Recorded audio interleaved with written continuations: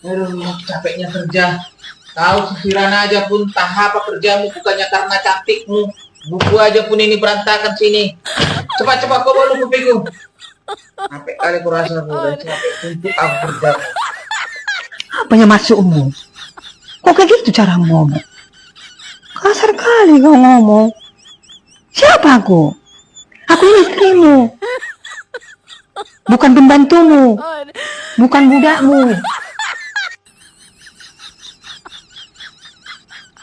Aku pendampingmu, tulang rusukmu ini.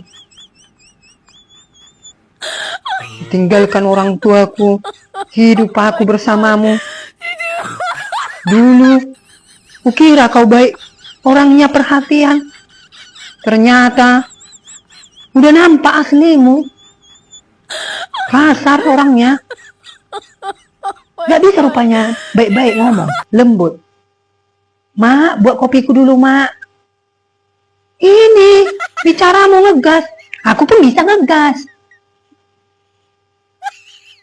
Kelewat. Aku di rumah ini bukan tidur. Taunya aku bapak itu kerja. Tapi kaulah yang tahu kau di luar sana. Aku pun kerja. Pulang kerja aku kerjakannya di rumah ini.